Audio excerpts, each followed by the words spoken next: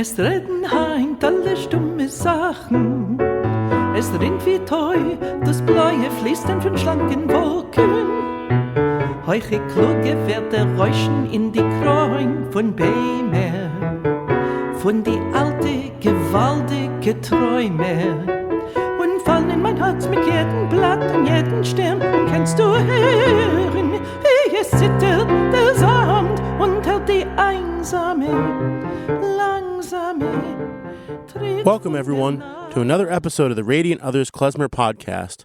My name is Dan Blacksburg, and I'm a trombonist, composer, educator, and all other things musical, because I'm a freelance guy, broadcasting to you from my West Philly basement. I'm back to share another conversation between myself and an amazing musician who is one of the people who makes up our broader Yiddish music world.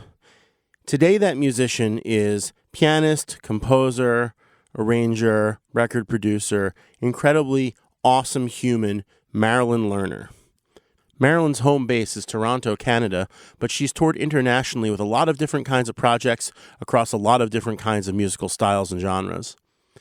In the klezmer world, I first met Marilyn as an accompanist to the one and only Adrienne Cooper, who was a Yiddish diva, an incredible organizer of cultural and activist things, and just the greatest person for empowering people in our Yiddish music scene in so many different ways, countless different ways. And Marilyn was there accompanying Adrienne. I think I first met them in a song class at Klez Camp, and I kept noticing that there's this person playing piano who's adding these harmonic flourishes, who's adding these little kinds of things that I wouldn't expect in a Yiddish musical context.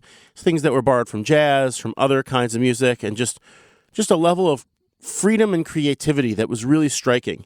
And then I heard Marilyn perform her own program of klezmer tunes, but played in her own unique style that she called Romanian Fantasy at Klez Camp and at other places. And my mind was blown, and I was hooked. And Marilyn has been one of my favorite musicians for all these years since. As you'll hear in the interview, she's the person who got me listening to Joni Mitchell, so that's something, as I say, I'm eternally grateful for. And she's just someone who I'm always delighted to see and hear whatever kind of music she's got in her back pocket at that moment. Recently, she's put out records with someone I went to school with, Nicole Rampersad. You'll hear a little bit of that in the episode. She plays piano on Frank London's recent record, Spirit Stronger Than Blood, which is a super, super deep jazz record, and was just on the New York Times Best Jazz Record list for 2024. And she's about to release a new record, which is some older music that she had recorded with Adrienne Cooper back when Adrienne was still with us. Translations, settings, and original music around the poetry of Yiddish poet Anna Margolin. This music is tremendous. It is such an important addition to our Yiddish musical world. It's something that's been sitting around. These recordings were made quite a long time ago, and I had actually heard these in their unmastered or in their demo forms.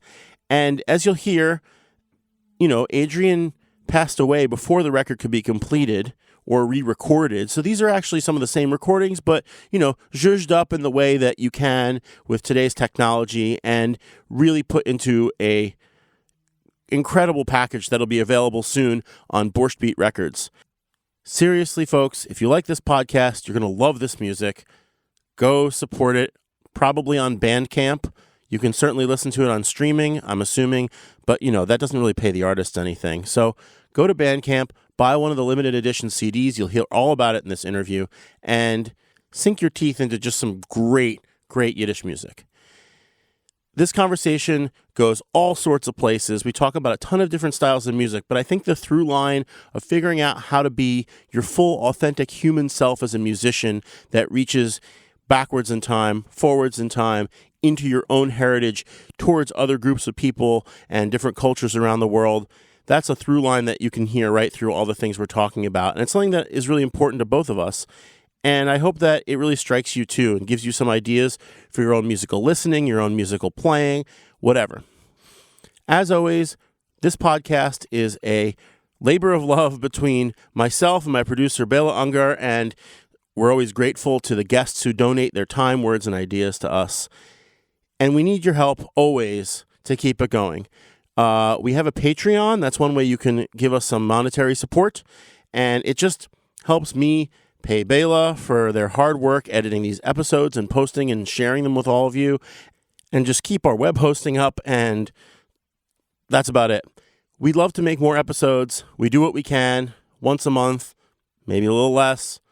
And we appreciate your support that we do have. And we know that you really love what we're doing, and it means a lot to me, and I think both of us. So I'm really excited to share this one with you. Go listen to that music as soon as you finish listening to this interview.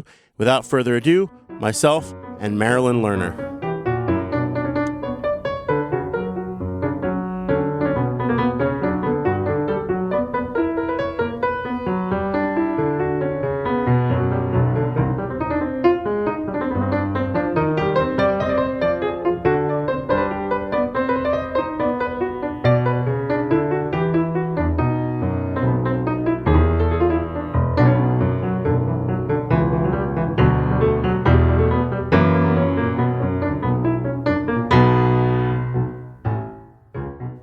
All right, welcome back to another episode of Radiant Others, and it is my pleasure to be hanging with Marilyn Lerner. Hello. Hello.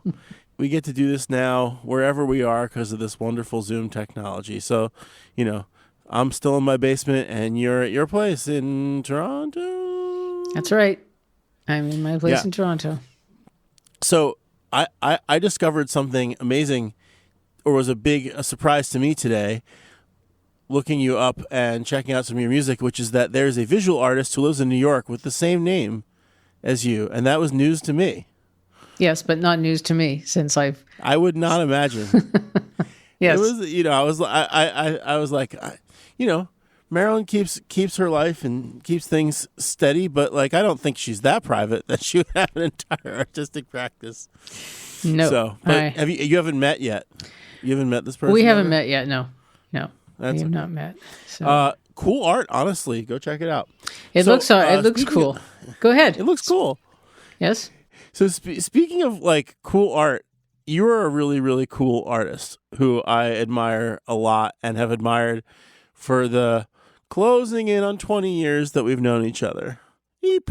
One of the things I was thinking is that you're someone who you relate to a lot of different sound worlds. You move through a lot of different sound worlds. Sometimes that means that you're within a genre. Sometimes that means you're mixing genres. Sometimes that means you're just in an expansive playground of sound. And it's something that I relate to, but I really admire the way that you go about it and the way that the way that it comes out in your performances and recordings. And so the first thing I was just thinking of was from someone who can go so many places, what are some of the ways that you think about the places that you have or like to inhabit?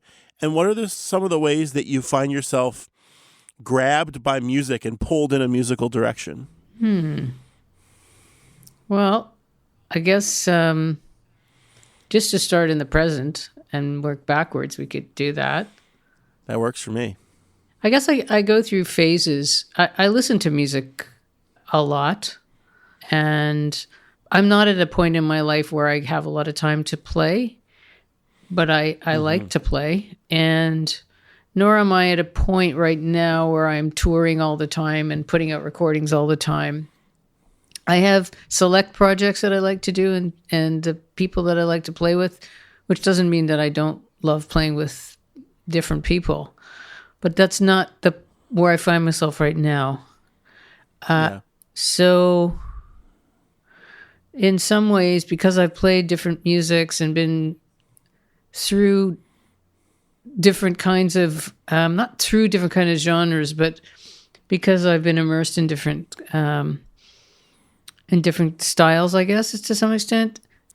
What do we call them, honestly? I don't know what we call them, but it's a continued distillation and a continued kind of what do I like to play? What do I like? I think one of the things about me is I like harmony, and I've always liked it. That goes back to study of jazz, harmony. And so when I write, I'm very intrigued by trying different kinds of chords, different kinds of harmonies. I listen to a lot of classical music.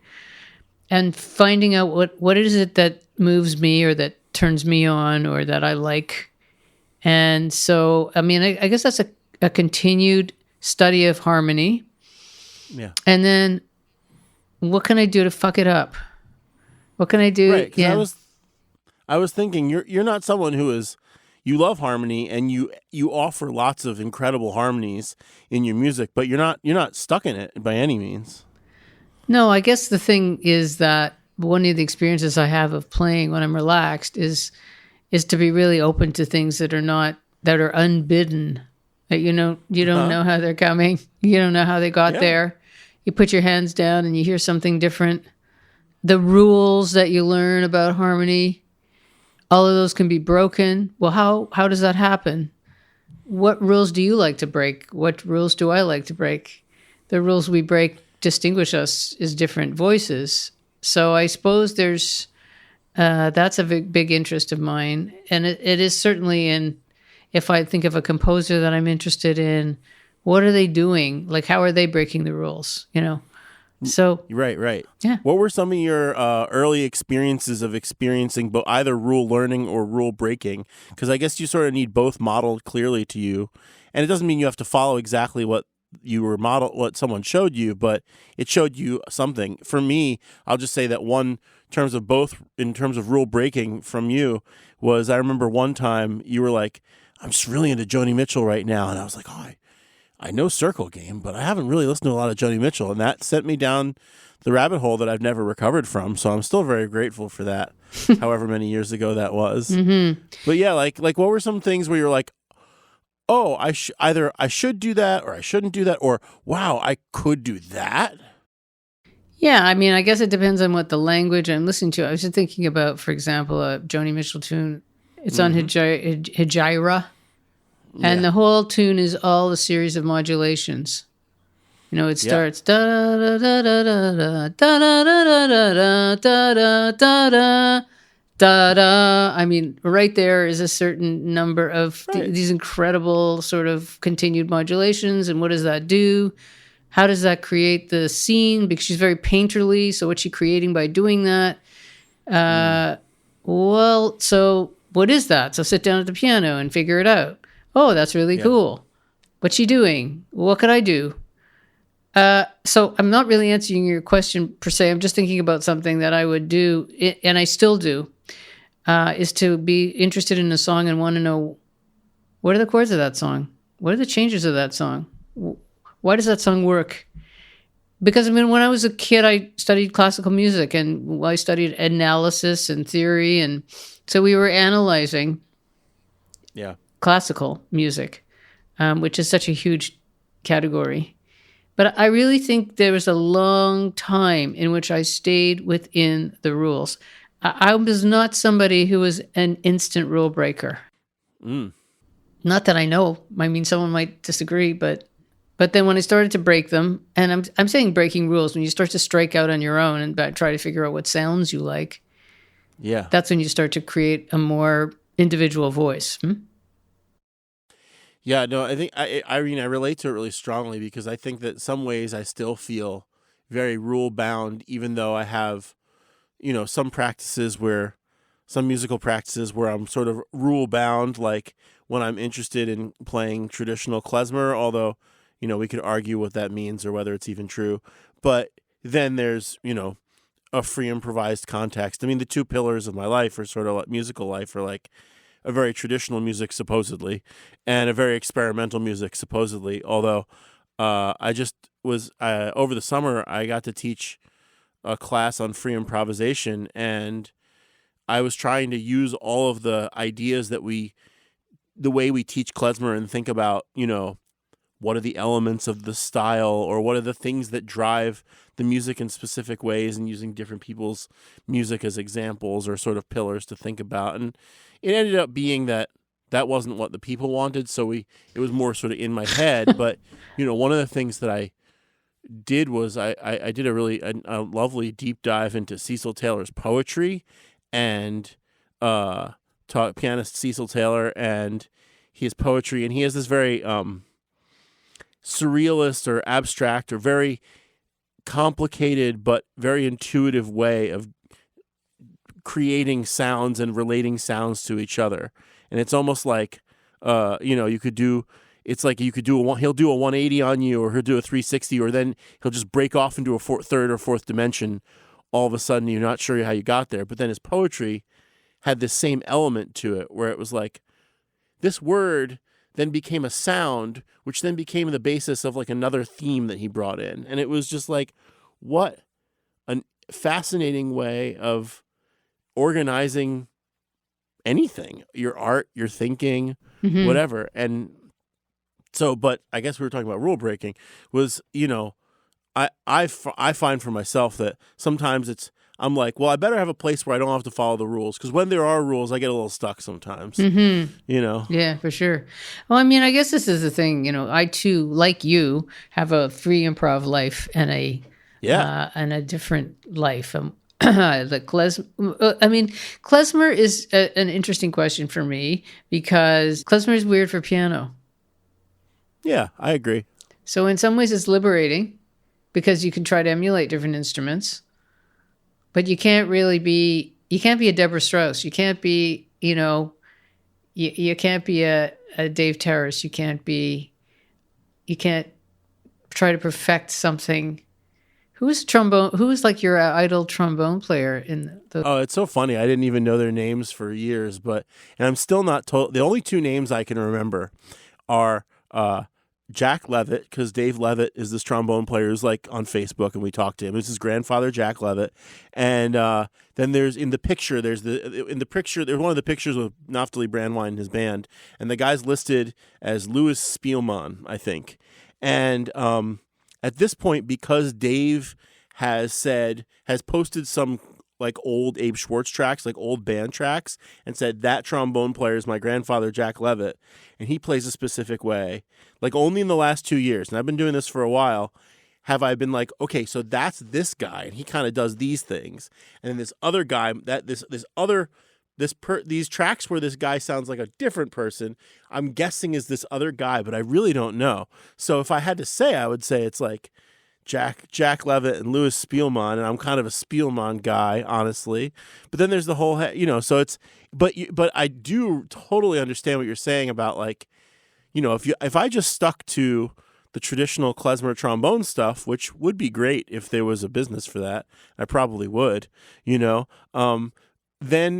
I would never be in the foreground. Like there'd be no there'd be no place for me either to like step out as a leader, unless I was like waving my arms in the old school style, what leader meant, But to like be a musical soloist as a trombone player in klezmer music is something that, like you said, it's kind of free. It was kind of freeing. I had to figure out something that wasn't there. Yeah, I mean, there are people, particularly, I think it's the American klezmer, where like Pete Sokolov found this way of kind of integrating stride. Yeah. And that was part of the American klezmer sound, was this sort of integration of swing and klezmer, right? Swing or stride or whatever.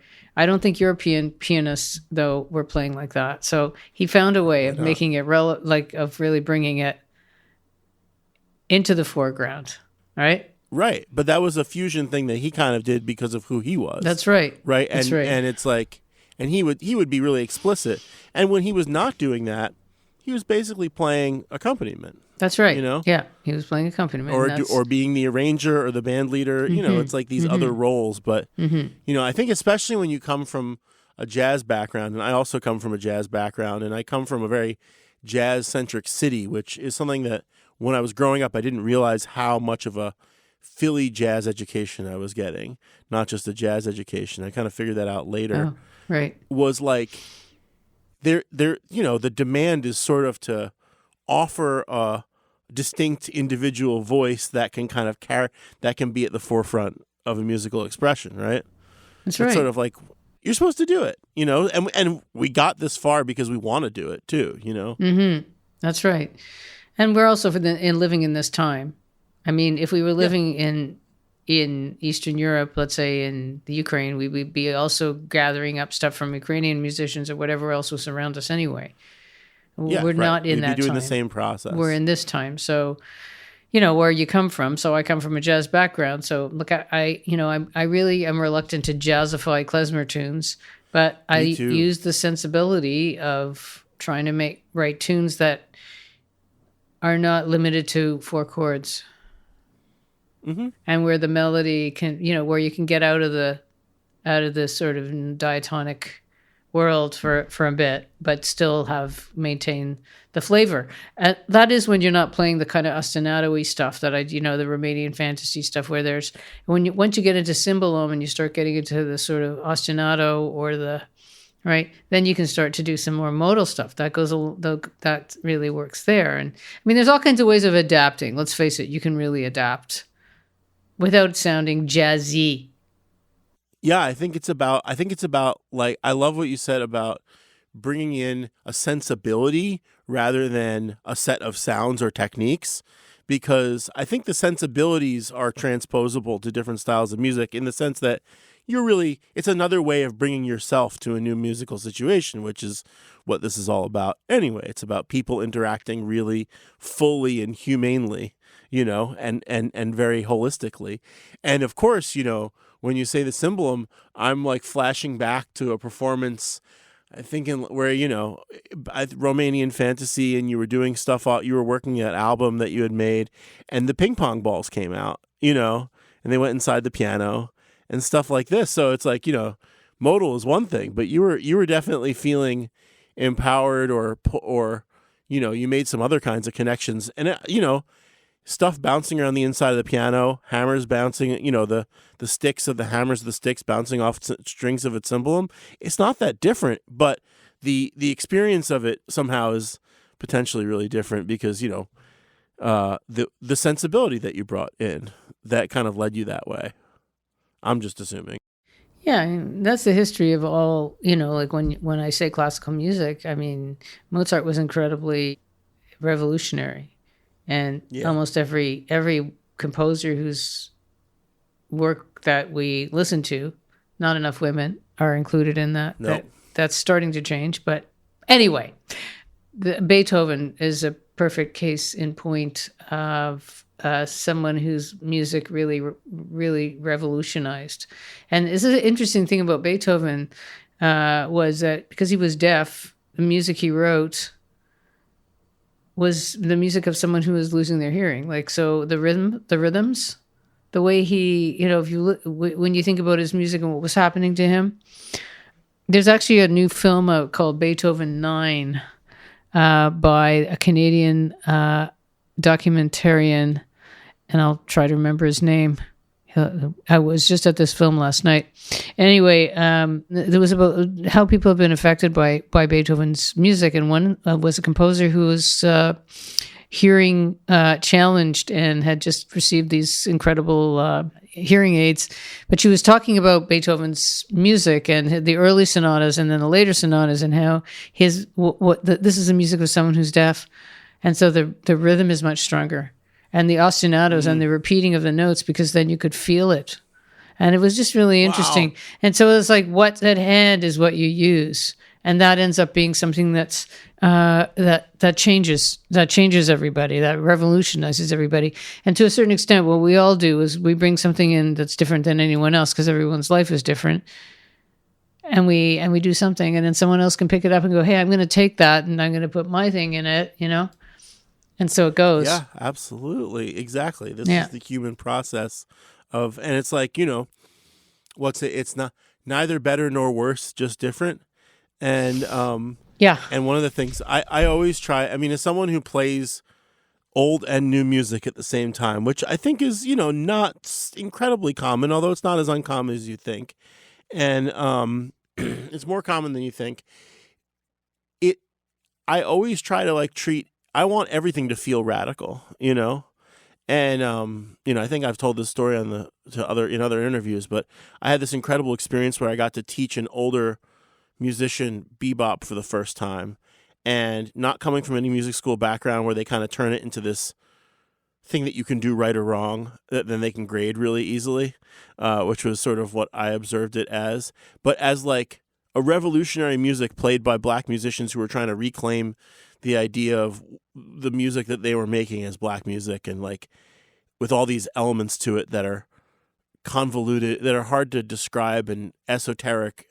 And it's like, this stuff has been, there's so many books about how to play bebop, but if you try to treat it back as sort of reclaim the esoteric or mystery of it, then suddenly it sort of reveals itself as this incredibly radical music, and I think that could be the same thing with Beethoven or Mozart or any music, where it's like, these people, this was the best and the most sincere version of music that these people were making, and that sort of puts it in and they were really trying to do something relating in terms of all the music that came before. And I'll say, like, people forget that klezmer music, as we know it today, is a lot like this too, because none of the guys, and unfortunately, like you said, it was all guys back in the day, 100 years ago, 100 plus years ago now, were thinking of themselves this way, and they were thinking about like the elements of the style, and they were just existing in the cultural context where playing this music was a part of it, whether it was how they made their living or not. I think about Hankus's Uncle Marvin, wasn't how he made his living. I'm sure some of the big band leaders, that was how they made their living. But like, these dudes they were doing it, and they're doing it because it was music in service of a community. And now it still is music in service of a community, but we have to sort of consciously decide what the music is collectively and then do it. And, because of the efforts of people like Henry Sapoznik, like Hy Goldman, like Adrian Cooper, who, of course we'll talk more about, there's actually people developed these huge structures, Klez Camp, Klez Canada, Yiddish Summer Weimar, Alan Byrne, developed these structures where, faculty kind of communally decides what klezmer music is. And then people, unfortunately, we have like such a small amount of source material, I mean, how many recordings of old 78s are there really? 1,000, maybe less, probably less, and then you have all the home recordings of Yiddish singers and stuff like that. And you compare that to most other genres of music, and you're like, there's thousands upon thousands of early, I remember hearing in college there were 40,000 big bands in the U.S. at one point or something like that.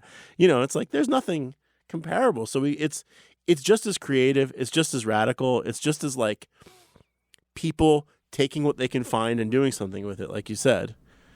Mm-hmm. Yeah, that's right. And sometimes it's the discovery. I was just thinking of the inceptions and the rediscovery of this music, right, like the beginnings of the revival. I mean, Adrian, I think one of the things that makes Adrian interesting is that she studied classical lieder. I have a couple of books that she, Brahms for high voice, Schubert and Schumann. I have some of the books that she studied. So when she came to Yiddish singing, Yiddish folk songs, etc., she had some technique. She had some kind of she was coming kind of from a certain background, and that definitely, I mean, there are other things that can go into her music, the sort of yichus of her mother and her grandparents. Everybody sang for generations back, right? So, yeah. But, it's the ingredients that make somebody unique.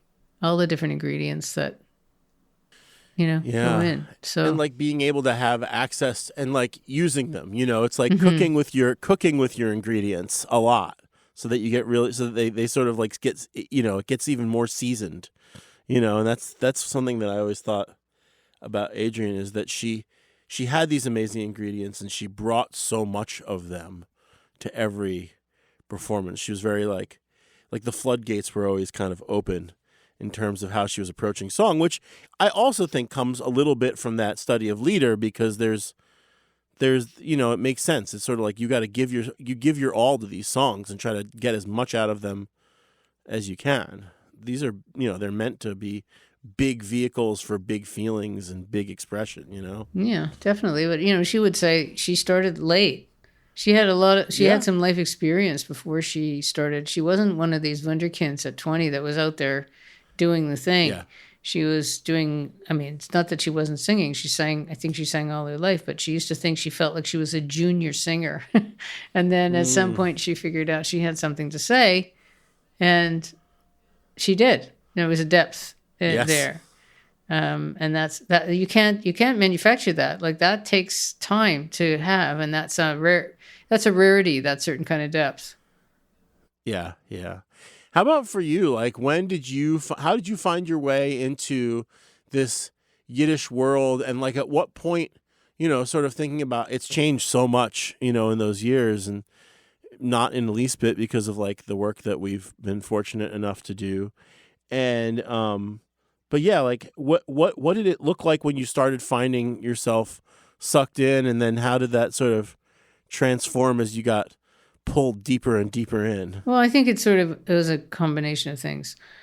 First of all, growing up, my dad had a radio show on the radio, of Yiddish music and Hebrew music, and Israeli music and Hasidic music. So I guess I listened to it. He had a Sunday morning radio show. Perfect. So there was around the house some recordings, and there was music, there. And then when I studied music, and then I moved from Montreal to Toronto, and I went to York University, and then I got into a wedding and bar mitzvah band. So it was all that early repertoire. I had I played the songs. Yeah. And I think that ironically, it wasn't when I was in university. I studied ethnomusicology and music of the Americas, and I started getting interested in Afro-Cuban music. Yeah. And through my studies at York and getting into the jazz scene, I met Jane Bennett, and we started to play together. And in 97, I'd written some compositions, I'd written some tunes, and Jane and her husband Larry Kramer said they were very connected to Cuba. Said to me, oh, wow. Well, you know what, your tune? I said, Larry, I want you to produce my recording of these songs. And he said, your stuff would sound really good with Cuban musicians. Want to come and record in Cuba? And I was like, that's not a U.S. thing. That's cool. So I was like, yeah, sure. And so we went down, and who was on that recording is like Daphne Prieto and Jos Vanni-Terry, and like really some heavies that have since. Yeah, people who also all ended up in the U.S. and are doing really big things. They ended up in the U.S. and doing big things. It's so cool. But when I was there, the thing that sort of got me to come full circle was that, like, they know their music, they know the culture, and they're also classically trained. They do. So they had the chops. Absolutely. And they had the sort of. Absolutely. And I thought, well, what about me? Mm-hmm. Like, what's my culture? Is it Havana Gila? I don't know if it is. And that's what sort of got me on it. And I formed this group with Dave Wall and Danny Kulak from both ends of the earth. And we started to sort of arrange some of the tunes. And then through that, I was invited to the Ashkenaz by David Bookbinder. Yep. And there you go. And then I did several things there, and one of them was there was a tribute to Bela Schechter, and he got me to play piano. And Lawrence Glamberg was in that, and Adrian was in that. It was the first time I played a harp's lead. And that summer, that was the summer Sarah went to. I think she went to. I don't know if she went to Brown or wherever she went. That was her first year leaving home. And that end of that summer, Adrian was going to go and take her off to, I think it's Brown. Forgive me if it's wrong, but that's when I first met her, and we did harp's lead. So I think then I met Adrian, and then I got introduced to everybody. And I think I met Frank at the Winnipeg Folk Festival also years before, when he was the Les Miserables, the brass band. Right, yeah. Les Mis brass band. So I started, which is actually a lot on the first Klezmatics record, but people don't. Oh, okay. Yeah. So yeah, that's a whole nother story. So I mean, that's how I started getting, and then I started to. She invited me to sub for Solomon. Yeah. He couldn't make it to Amsterdam. She said, "Would you like to come?"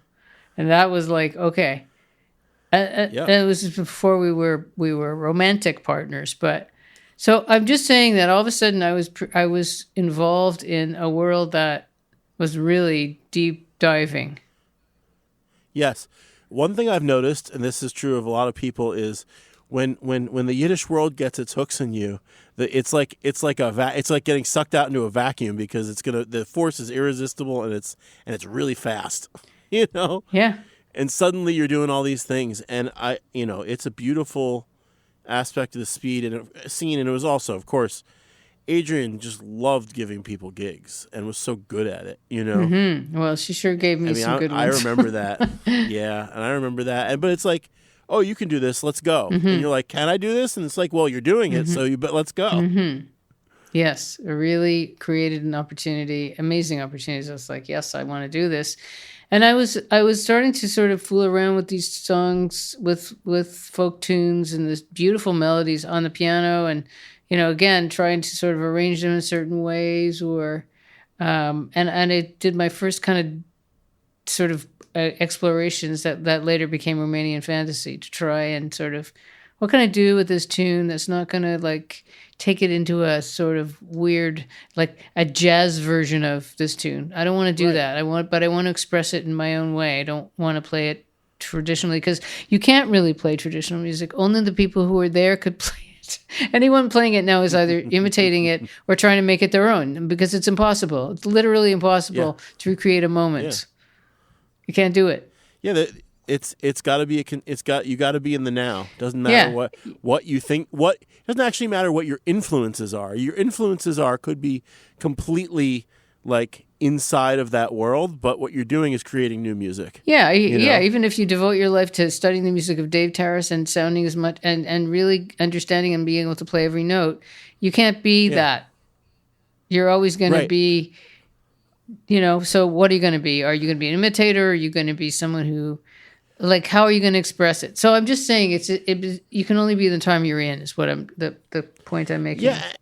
And it's like, it doesn't even, that could mean that you're taking quote unquote liberties, although I don't even care about that word, but one thing that's been amazing in my musical life recently is getting to play some with Andy Statman, and we're playing just tunes on clarinet, just classic tunes.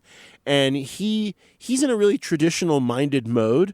Like, he's really mining the kinds of playing that you hear from Tarras and Brandwine, and it's like, there's none of his bluegrass stuff is coming in, not even the Hasidic kind of spiritual mode that he has on a lot of his records. But the thing is, it feels open, even though sonically you can tell he's really sort of chosen which parts to include and which parts to not include.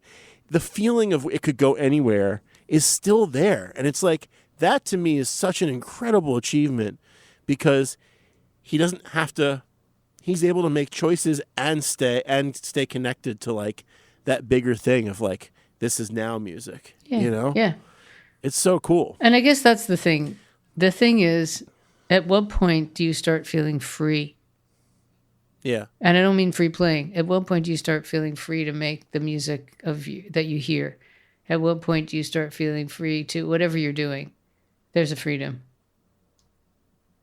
So at what point, working with Adrian Cooper, did you start feeling free? Well, she let me alone. I mean, I guess this is the thing, though.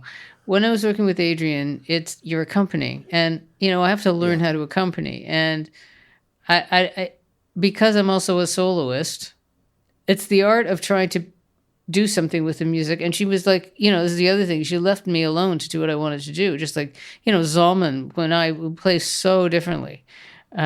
She left him alone to do what he wanted to do. And she left me alone to do what I wanted to do. And all I needed to do was be with her and accompany her and give her some space to be able to sing and just feel at the time, follow the time. So because I had that freedom, and also, when I was playing with her, so it was Amsterdam, and then it was Kyiv, and in Moscow, there was so much hunger for that and such great virtuosity. I mean, that was a whole other thing, going to the first time I went there, I felt like, do you remember the cartoon when I was growing up called Shazam? And Shazam was this yeah. ring, and these two people one person had one half of the ring, and the other person had the other half of the ring, and they would put it together and go Shazam, and then there would be like some magic thing would happen. And when I went the first time and started meeting all these people who were like, I felt like I was this part and they were that part, and it was like Shazam, and Amazing. it's like they would have been who I was if we hadn't gone, if my parents hadn't come.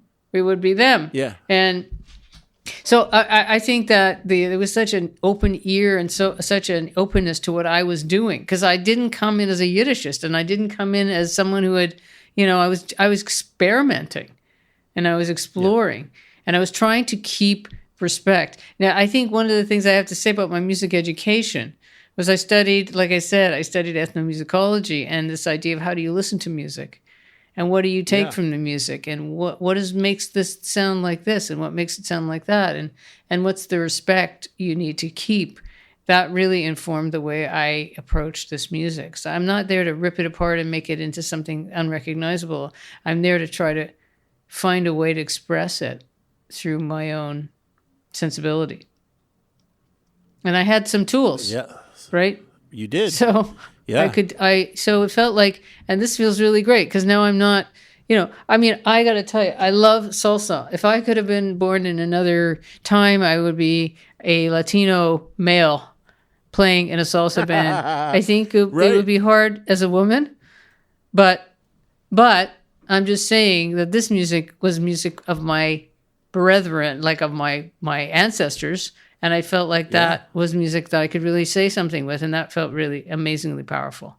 That's so cool. I mean, I just want people to understand what you were saying. Like, I can relate with the Cuban experience because there's some way in which the country, like the musical culture of Cuba, has really found peace with both the Eurocentric side of their musical heritage as a culture and the Afrocentric side and the indigenous sides of their musical heritage in a way that I've never experienced anywhere. And then they have an incredible music education system. So they all have a crazy, they have the whole thing going. Cuba or something else, else. And they're not limited. It's not like here where it's like, where it's really remarkable. So, I think I love that. I love thinking of that as a model for us as people who are trying to be both, like carry our heritage and our people in our music, but also, be true to ourselves in our music at the same time. Yeah, for sure. And I mean, I think again, because I said I like music history and I like the understanding how musics travel to different places or instruments travel to different places. That's what I was saying. That was still this idea of anthropological musicology, which again is not about, there's many ways it can be misused, but the idea of being able to listen with open and understand. So when I did a paper on Afro-Cuban influences in American popular music, and then when you think about it, the rumba and the mambo and the things what do you hear at a wedding, a Jewish wedding? Yeah, tons absolutely. of that stuff, cha-chas, tons of that stuff, and where klezmer music also has a big impact on American popular music, tons of influence. Right. So, yes, these things are really interesting and I hope continue today. I mean, it's a very different kind of musical landscape today. What it means to be a musician. I mean, it's such a mess. It is a mess, but it's a mess. It's a mess for musicians coming up, but it's interesting to see what people are doing and how they're going to, what's going to happen with the music now, or what is happening with music now. It's unstoppable. That's the cool part. Is it's completely unstoppable. People using electronics. People are trying all kinds of things, and and also rediscovering stuff. There's all these projects rediscovering or finding materials, and again, because it's comprised of people from North America and Eastern Europe, and it's that material's coming back together. Like as I said, Shazam! Like people are finding stuff. Yes, this is great. This is gonna be if we titled our episodes by theme, that this would we already found it. That's beautiful. So like when did you and Adrian, we can start moving towards this this new project. Like when did you and Adrian say, hey, let's start trying to make something new together? Well, so just to back up the tape just a tad. So I think I met Dave Wall when I was in the Flying Bulgar band, and we became very good friends. And we did a couple of arrangements of some folk tunes, and then he said to me one day, "Hey, how would you like to do a project of writing some settings to Yiddish lieder?" And he brought me this Fritz Wunderlich recording of Dichterliebe by Schumann. And I listened to it, and I was completely all in, like, wow. And we did a recording called Still Soft Voiced Heart, in which we took the poetry of different poets, Peretz Moransky and Avram Sutzkever and Kadia Molodowski, et al. And we made this beautiful recording. And so then, Adrian and I were hanging out, starting to perform together and hanging out. And I thought, I'd really like to write a song cycle for her voice, for her. I'd love to do that. And so we started to talk about who would that be. And, she did a lot of research into Anna Margolin, and told me, I went to Israel, I interviewed her son, and wanted to check out some of her poems. And so there's a couple of versions. One is called Drunk from the Bitter Truth. Shirley Komove was the translator of that. I started reading her poetry. Holy shit, she ever dark. Yeah. Oh my God. And erotic and like violent and sad and all these things. And of course at that time I was also in training as a therapist, so I was reading a lot about, the mind, which has always been my other kind of, passion. And I said, let's pick some tunes and write some tunes, And so started to come up with a series of tunes, and I started to start to set them in different places. Like, I'm thinking of one that I did. The title track is All Silent Things Speak Today. I wrote that at Circle Lodge on a little computer and a little keyboard sitting in one of the, cabins. Yep. As you do. As one does. So always remember that. You're on the road, or, where you actually start to put things down. Yep. So we started to talk about, learn them, sing them, try them out. They weren't easy because some of the stuff I just let myself be pretty free reign. So one of them is kind of a free improv. One of them, she reads a poetry and I improvise. And another interesting thing about that recording was there are two tunes. Some of them, there's one that's in English. She translated them all so they would sing better. But there are two of them that I did both the Yiddish and the English translated version. And one of them, Autumn or Harpst. So there are two separate tunes. One's called Autumn, one's called Harp. So one's in the English and one's the Yiddish version. And then the other one is called Schlanke Schiffen, Slender Ships. I did that as one tune that starts in English and then it segues into the Yiddish version. So, we were just playing around with doing some of this in English, playing around with different styles. One is kind of more like there's definitely some that are more in the jazz vein, some that are definitely in the classical vein, but trying to keep that Yiddish sensibility alive. So, in the hot, sharp glare of the thick, wild garden, willows hang wilted, and evergreens are cloudy dark, and tulips shine like gold and garnet in that sun-drenched, sun-drunk garden. The locust forges autumn.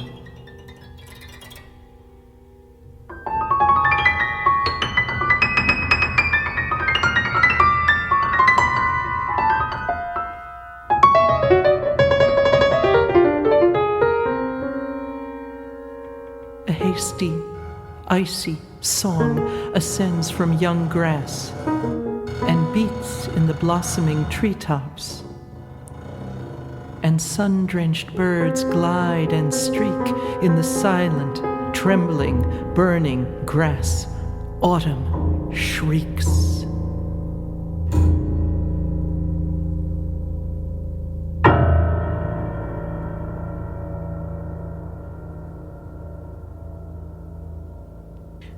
This is the other theme. It's like if you're grounded in the sensibility or your goals, you know, you can feel flexible everywhere, wherever else your spirit mind leads you. Full disclosure, I had a copy of the demo in like 2007 or something so like that. You've probably heard it. What's I have not in a long time, but I do remember. Mm-hmm. I remember that free improv piece very clearly because I was like, Adrian. Yeah, I got Adrian. I really know? pushed. I really pushed her. It challenged her, and she just went for it. So yeah, she just goes. Goes for it. So I wrote this and scored it for clarinet, cello, and piano.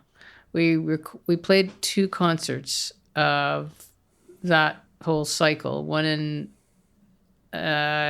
here, both in Toronto. One at the Ashkenaz and another here at a synagogue. And we did that demo. And there was a couple of tunes on there that I had written before, like I'd written an Margolin tune, but I wanted to write more. So, and that we did at Bard College with Frank and Ken Filiano. And you know what? I was running around with a Zoom recorder in those days. And so I used to record my concerts. Yeah. So I recorded the Ashkenaz gig and I recorded the Bard gig. So anyway, then I had this demo of us and then she got sick. Yep. That was right around that time. And so we didn't get to continue working on it. And when in the last days of her life, she said to me, "You got to finish it." And that was 2012. Can I just say that's kind of typical Adrian though? It's like, listen, I know what's going on, but you got to finish this. Like, don't let it hang over, you know? So that's how I remember her too. So you got to finish this. So that's here you right. are, though. Yeah. It's okay. So it's okay. It took me it took me long enough. But I mean, at first I couldn't even think about it, and then I was thinking, well, what am I going to do? How am I going to do this? I don't want to do this thing. I don't want to do the sort of Nat King Cole thing. I just don't want to have. Yeah, right.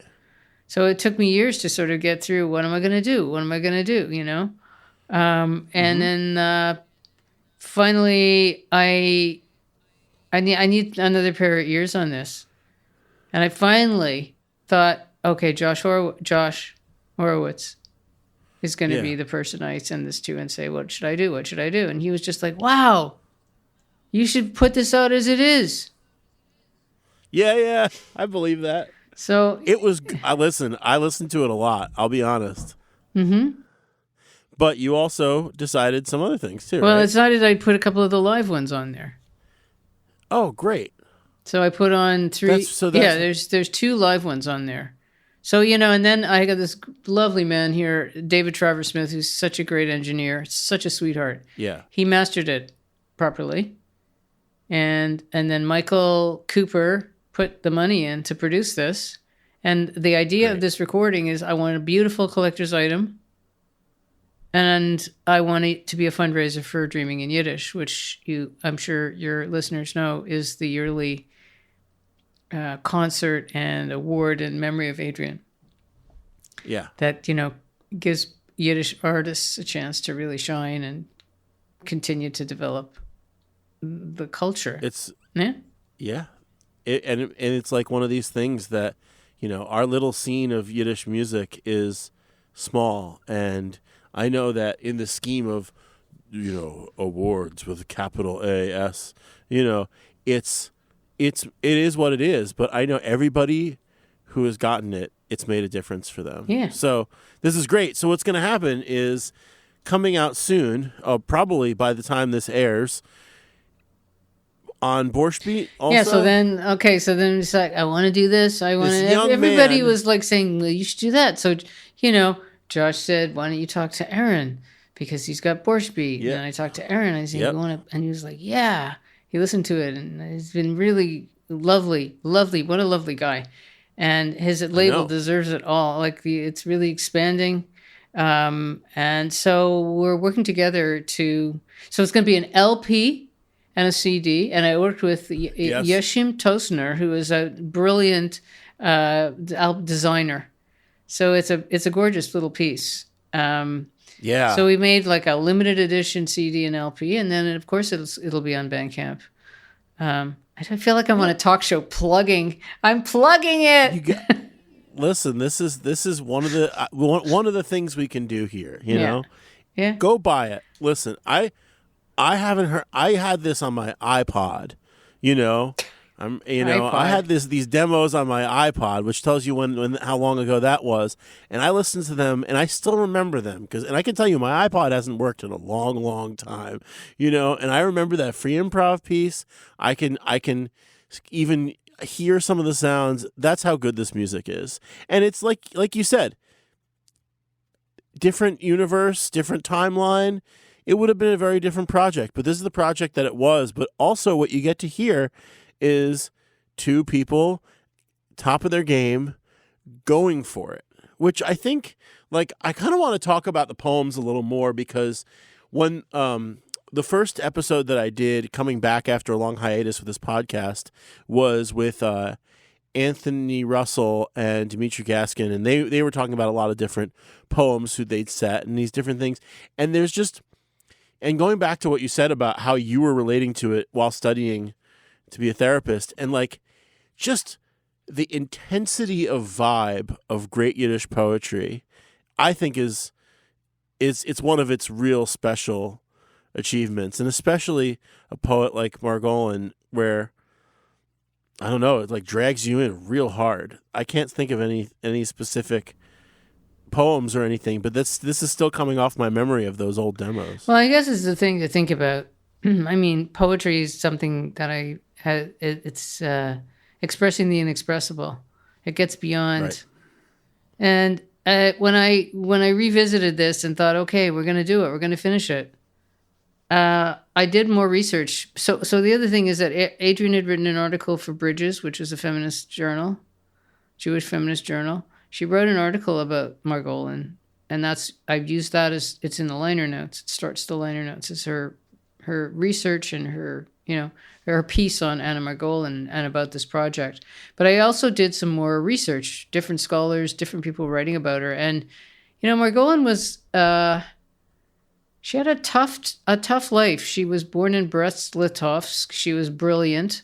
Her mother was very old country and her father was very sophisticated.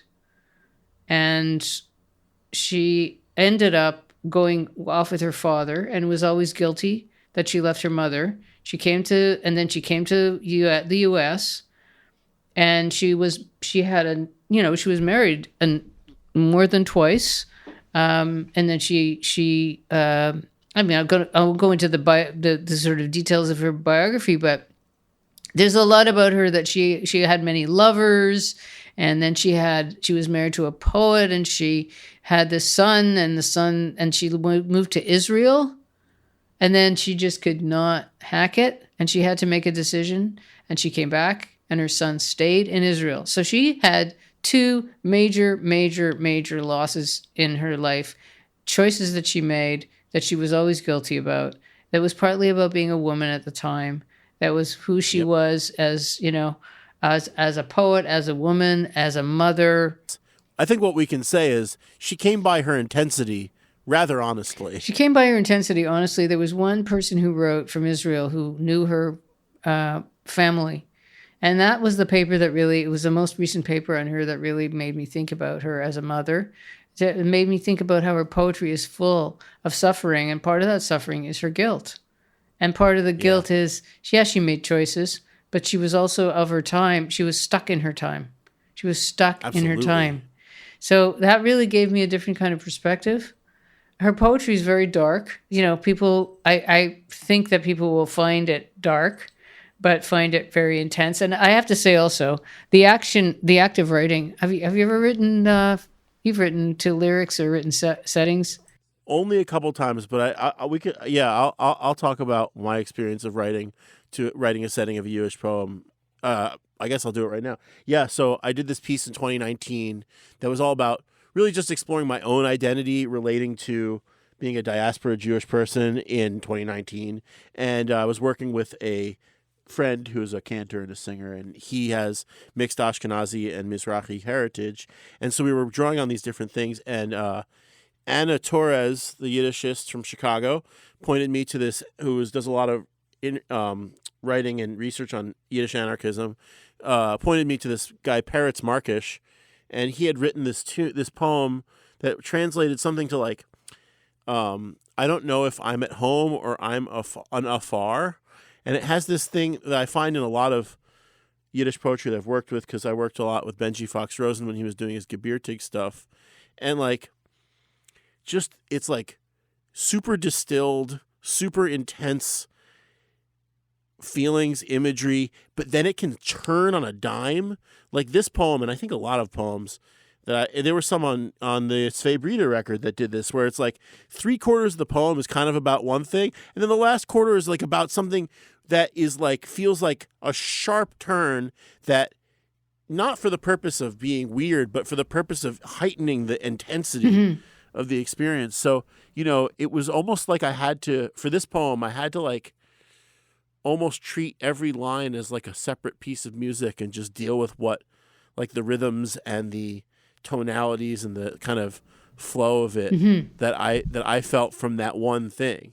And we'll put a link to that video of that on my YouTube. I have a video of it on my YouTube page, and it was in a sound world that related to this larger piece and stuff like that. And speaking of people who left us too soon, we had the trumpeter Jamie Branch, who was a friend from college, played on that project, and just I'll send it to you.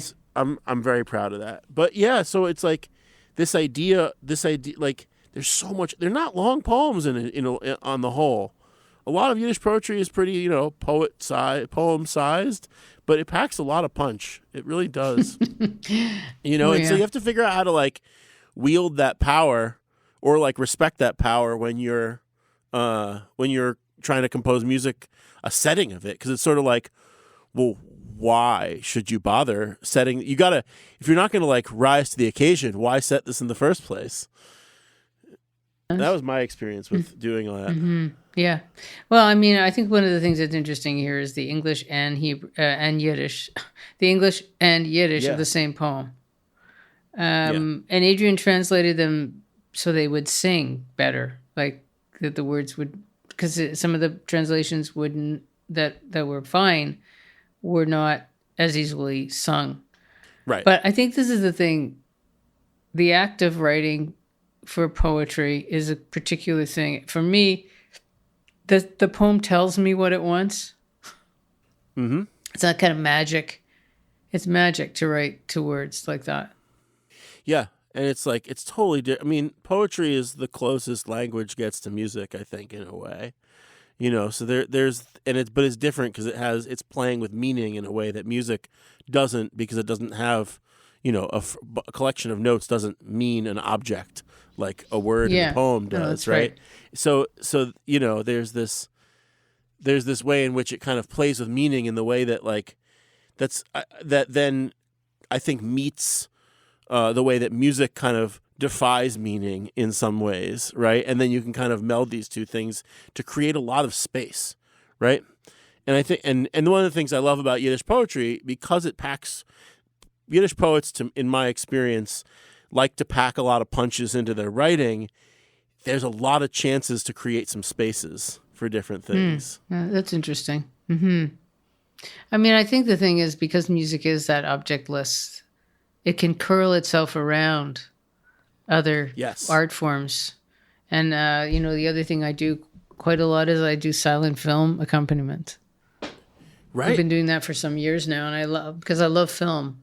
And the thing I like is to try to get into the soul of the visuals and the actors and try to create something that's not like da-da-da-da-dum, da-da-da-da-dum, da-da-da-da-da. It's not, but to try to create something somewhat abstract that sort of it sort of interprets, but it also opens up space.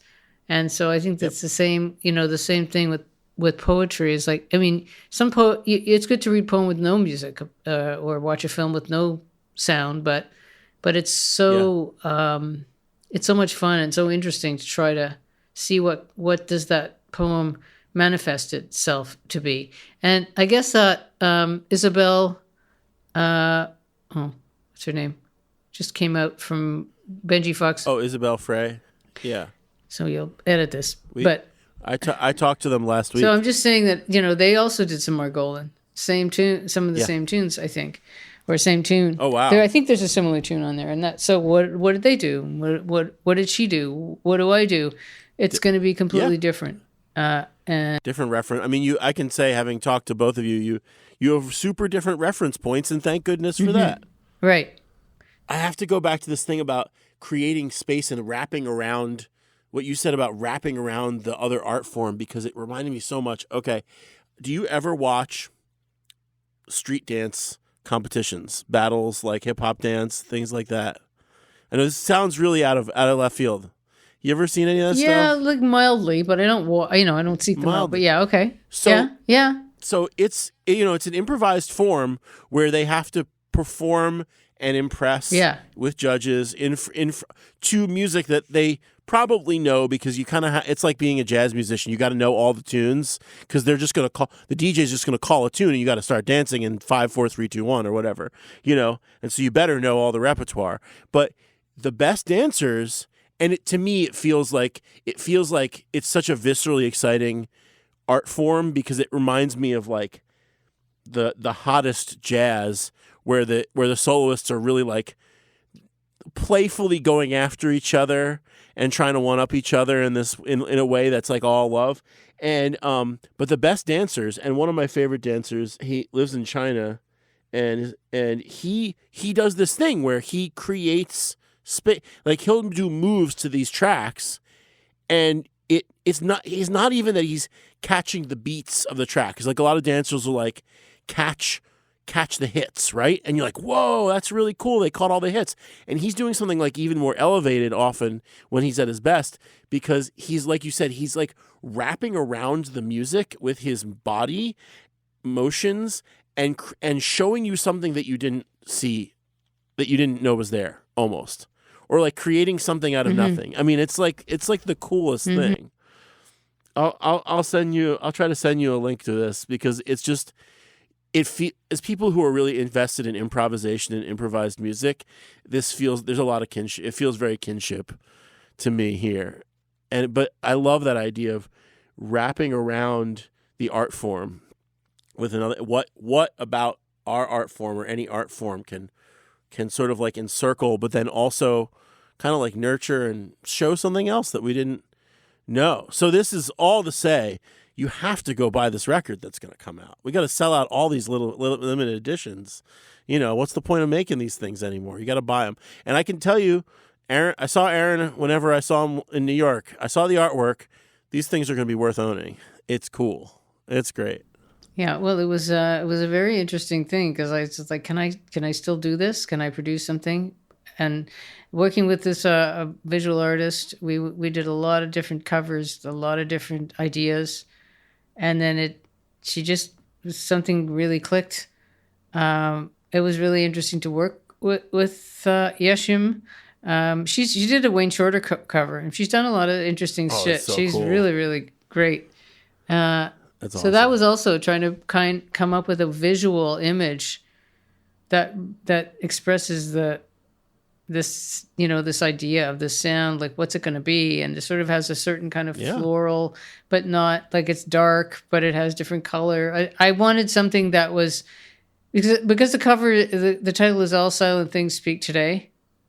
I wanted to have both white and primary colors on it. Like, I wanted to have the silence of the white and something that was a shock of color, and that was the concept, So we tried a lot of different things and finally landed on something that really worked. So I'm really happy about the visuals too.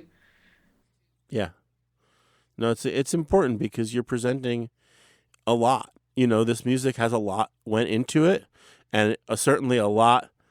It's taken it's meant a lot to you. It's meant a lot to those of us who are, fortunate to be close to Adrian, and and it's good. I think it's going to be really great to have this drop. And like you were saying, I mean, one of the things I wonder about sometimes with the younger generations, I'm like, wow, how did you do this without Adrian Cooper? Yeah, I mean, it's true. She's not it's I don't know how to. It's not the word is not irreplaceable, but people have to find their own way. They have to find their own. That's right. That's right. That's true. Well, I was listening to Sweet Honey in the Rocks children's song, and there's this line where it's you can be like you can admire them, but you can't follow them into the tomorrow. Oh yeah, because I know that's that song. theirs. Yeah, that song is beautiful. Yeah. I mean, it kicks my ass, especially as a parent of a 19-month-old person. Right. Whew, yeah. Really kicks my ass. But yeah, it's going to be great. And it's also like, us in the Yiddish world are always really happy when your orbit like drops into our solar system, because you've brought so much. And I think, I know I've always dug the chances we've had to make music together. And like you said, you're not out there touring relentlessly, you're not recording relentlessly, but you got a pretty strong output, Marilyn. Like you're not making a record every 5 years. You're getting stuff out there, Well, I'm still interested in doing stuff. I mean, Yoshi and I have a duo. Yeah, that's a great record. And we're going to continue to play together. And Nicole and I also, I mean, I like the duo format a lot. Nicole and I have the duo. That is just, that's a beautiful duo. That's a beautiful duo. One of the things we're talking about here about free music, I know we've come a ways here, but what I meant to say this earlier is that the thing about free music is I find it's so gestural, and the freedom is in the gesture. Yeah. And if you start thinking gesturally, you're so free to make new sounds and to create textures. And yeah, no, it's like I'm obsessed with this idea where I think when a lot of people find this music or freedom and they go, oh, I'm finally free from having to do X, Y, and Z. But I keep telling them, like, okay, but you're now free to try X, Y, Z or whatever you can think of, made up letters, other languages. And it's like you get to play music in a broad way where you're just trying to say something, not trying to like fit into a palette. And for those who don't know Nicole Rampersad, she's a incredible trumpet player from Canada and was a really close friend of me and Michael Winograd's when she was in grad school at New England Conservatory when we were finishing up, and she's just the best. She's sound for days, like the most incredible trumpet sound. Just like, I don't know, it feels like it comes from some really incredible place. And so I remember the first time I saw that you two were playing together, I think I like threw my fist in the air and was just really psyched, because I also think the two of you share a lot of this sense of like being able to be somewhere and also open to everything that comes from your own lives and sensibilities at the same time. Yeah, I think the chemistry really works. And we both enjoy it. Yeah. And both kind of, again, that sense of freedom or being able to get into a moment. And it's not just, and it's kind of emotional too. It's not like removed from feeling. And then, I guess it's true that the third Ugly Beauty CD, this is with Nick Fraser and Matt Brubeck. We released that in digitally in September and did a launch beginning of October. So you're right. There are still things I'm doing. I mean, I mostly play Bach when I'm at home. Yeah, that's fair. You're a piano player. I'm a piano player, man. So, yeah. So, want to keep music in my life, however I can. Like what's any hopes and dreams for or even like things you want to tell people? I mean, just anything you Well, I want to tell loved people playing. about. But I always I love playing on Frank's recording. I want to. I hope to have a chance to continue to play with him and that quartet. Fingers crossed. And I will say, I talked to him 2 weeks ago, and he sounded like strong Frank London, and I know that's not, he's still really in it, but it was just great to hear his voice sound like that. Yeah, and he was playing, he's learning some standards. We were talking about different tunes you want to learn, and he was learning Nightingale, sang in Berkeley Square, and then I was telling him about some of the tunes I like to play that are hard, like I'm All Smiles, and The Bad and the Beautiful, and some of these they're jazz tunes that are really challenging. We were talking a little bit about that. So playing his trumpet. That's good. So I guess what are my hopes and dreams? I mean, I'm looking forward to coming to New York in December and being with my friends, like that I love so much, and being surrounded by musicians. Like, I mean, I feel like in some ways to have the opportunity to be in a musical community, like I don't know, how often you're pretty close to New York, but it's that whole thing of when everybody actually does get together, the feelings and making music together and just being in that vibe is unlike anything else. I mean, there's a really nice scene here, but it's not the same as the kind of, camaraderie I feel. And part of that was just who I met and grew to love through Adrian, and those relationships, of course, continue. So yeah, that's right. And and it's like, for the way that these programs are constructed, a lot of us have lived together for several weeks over the course of many years, and that really connects you in a way. You share every meal and all that kind of stuff, and it's an incredible thing to have this home base and to have this this place that you're always going to be at home in this Yiddish world. And, I'll see you there, at least for a part of it. I'll see you there, at least for a part of it. I mean, I guess my hopes is to continue to make music with the people that I love making music with. To continue to grow and learn and to really enjoy the music that I'm listening to as well. And to stay on the scene, Yeah, that's right. Well, I'll tell you what, everybody has a lot of listening homework to do after listening to this, so they should get on it, and I think that's probably a great place to wrap up. Okay, sounds good.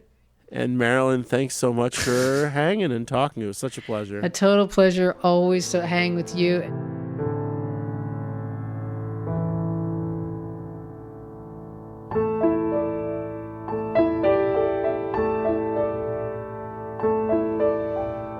Wenn is es gewesen?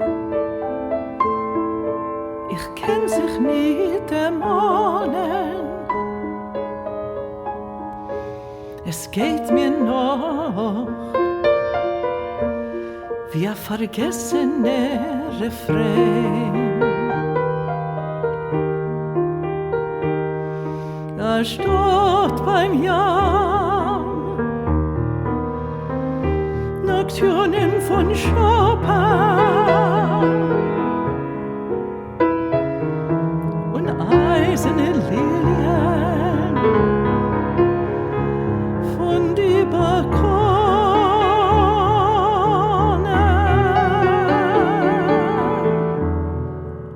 Well, that was my conversation with Marilyn Lerner. She is really amazing. Her mind is so open and voracious and connects all these incredible pieces of music, history, present, sound, ideas, culture in such a unique way that you can hear really, really, to me, viscerally in the music that she creates. I'm so grateful that I get to be in a community with her and that we get to share each other's sounds and appreciate each other's musical lives and show a lot of love. I hope that you felt that in this conversation. I know for me, I really have a lot of love for Marilyn. I have so much love for Adrian Cooper. I'm so glad we could talk more about that musical project and share it with you. And yeah, that's about it. Go listen to that project. Go listen to the other projects. Open your ears up to some new sounds. Dig into some familiar sounds. All of the above. Once again, Radiant Others is a production of myself and Bela Unger, and we're just so happy to be able to bring these conversations to you. We hope to continue at our current pace throughout 2025, and maybe some magic will come along and we'll be able to do even more.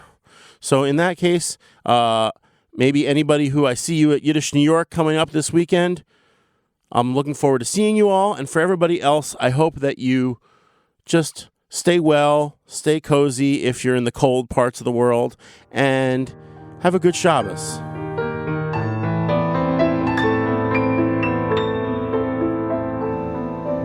In Tierhaboffene,